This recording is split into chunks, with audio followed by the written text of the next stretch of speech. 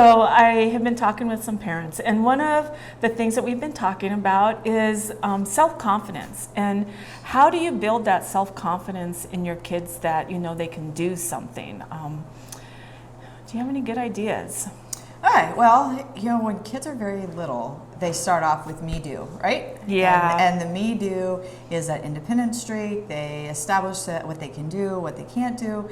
And that's kind of where that starts. The more that we foster that when they're very young and that's already coming together, the better off that we're going to be. However, some things that kids want to me do are not appropriate for them to be able to do, such as cook, right? So we have to help them be able to cook within guidelines that keeps things safe. So perhaps we give them some measuring spoons and a bowl, and we're like, okay, you measure 3 cups into this bowl. And that actually helps to establish confidence. It helps them be able to feel like, oh, I can do these things, versus you're not old enough. And that actually decreases their sense of confidence.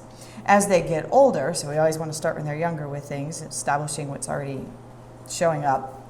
Each time that they cross a new developmental level, they have a reemergence of I can do this, whether it's tying their shoes or it's putting on their clothes, picking out their clothes. It might not be real fashionable, but again, we might want to guide that versus you're not old enough, you're not able to match your clothes, those kind of things.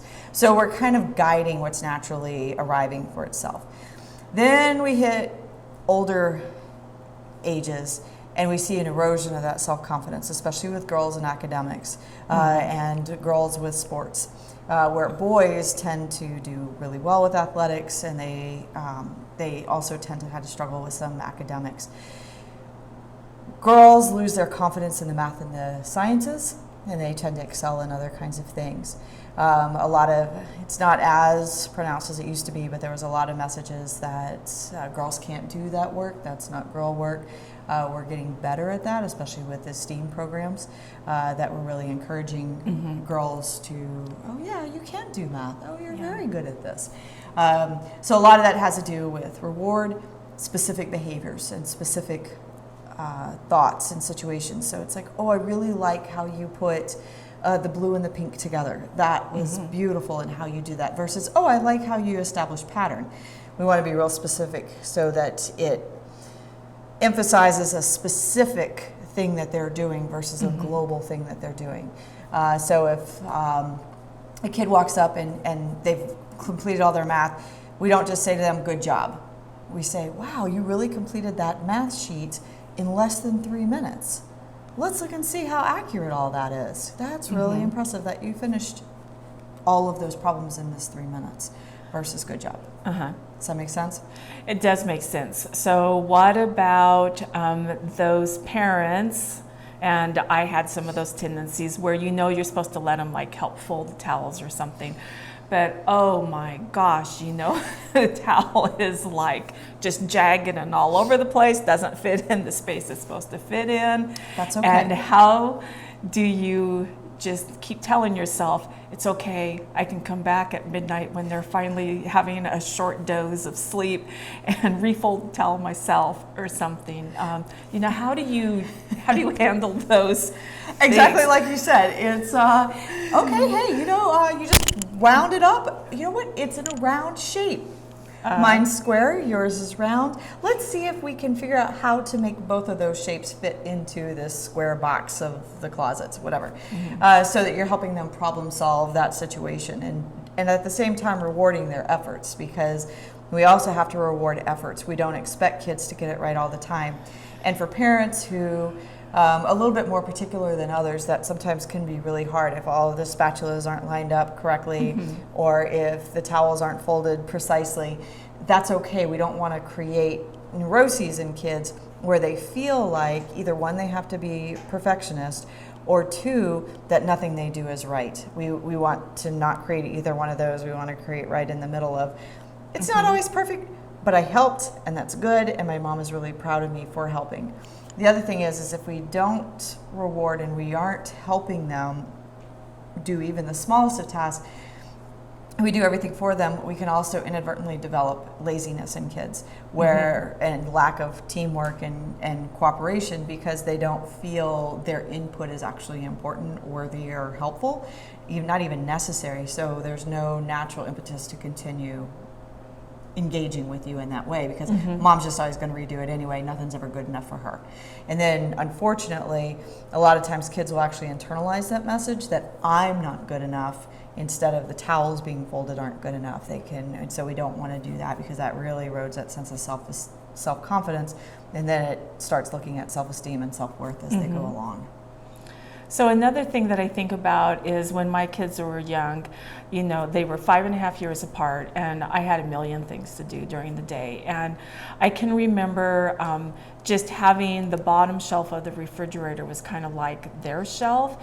And people will say, well, you know, they can't pour the milk. I actually just got a small pitcher that held, I don't know, maybe 2 or 3 cups was the maximum of it. And I just made sure it was filled in the morning and I would check it throughout the day. And so it was something that was smaller that they could handle. They weren't trying to lift that whole gallon of milk and pour it. Because we know that they pour this way, right? So they pour all of it because they don't have the control. Yeah. So a foster parent once told me, never pour more milk than you want to clean up because milk is going to spill. And so I really looked at that, especially when it comes to kids, regardless of the age. How much milk do you want to clean up? So that case, yes, we are comfortable cleaning 2 or 3 cups up. We probably don't want to clean up a full gallon, right? Because you're cleaning a child, the floor, you've lost a gallon of milk. Milk's not cheap these days. No, and it's hard to get to the store, especially if you've got a couple kids running around. Let's not make life harder than it already needs to be, right?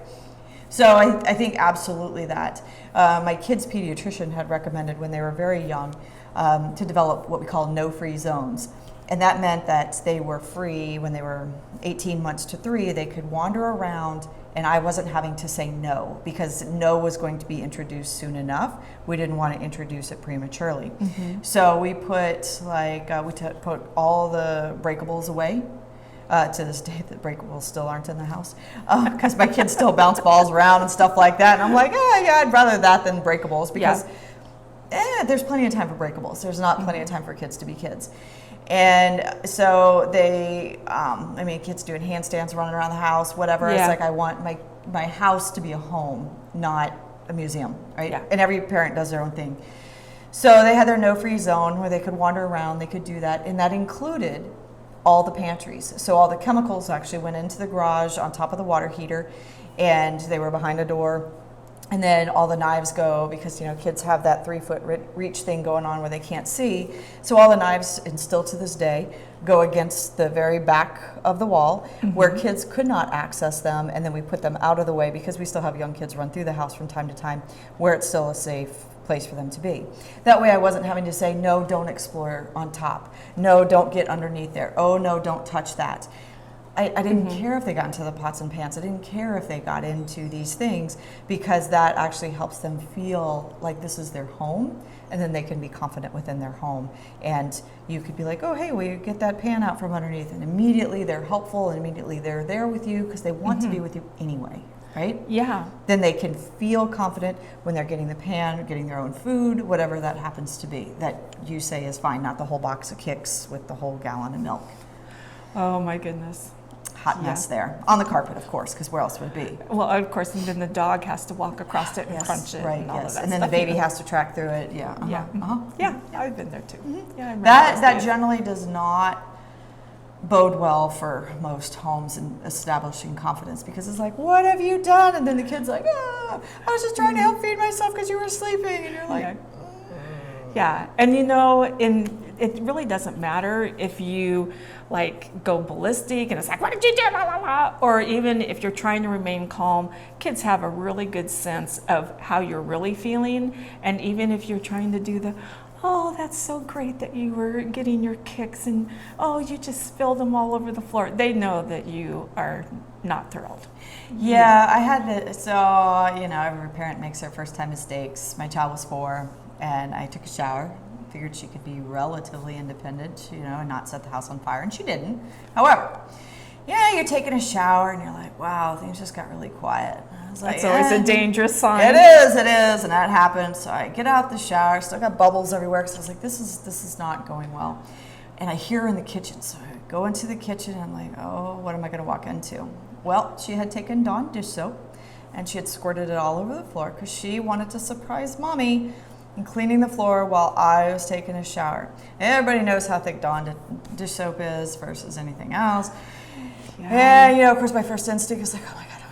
And I was like, okay, don't do that. Don't freak out on the kid. And I was like, oh, wow, what a great job you did. I really appreciate that you took that initiative, right? Yeah. Because we want them to take initiative. We don't want to shut down initiative. The me-do was strong in this one. And I said, and next time, remember we've talked about certain chemicals aren't okay, right? Dawn dish soap is, you know, it's not going to be deadly comparatively. And we want to make sure we use the right stuff on the floors, because this is now super, super slippery. Which, of course, then she decided to, you know, slip across the floor. Slip and slide. Right? Yeah. She turned into, look at me. Yeah, that's great. No, not in my kitchen. So I would have been that kind of kid. Right. Yeah. So it was really about, okay, hey, I really appreciate your initiative, and next time let's work together so that we're actually making this job work for both of us. Because now Mommy's got even more to clean up when all you were trying to do is really help.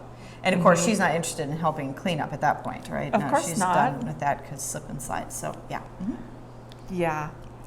Well, Precious. thanks for chatting with me about it. And just, you know, self-confidence can be so important when kids are growing up, you know, to just have that reassurance that they do know what they're doing, and, you know, they're not as needy of needing that reassurance. Is this okay? Is this okay? Is this okay? Is this okay? Yes, it's okay. And we don't want them apologizing when they take initiative, or apologizing for doing what kids naturally do when they show curiosity or me-do behavior. We want them to explore their world, and then we want to teach them how to explore their world safely, where it still helps them feel, I'm competent and I'm capable.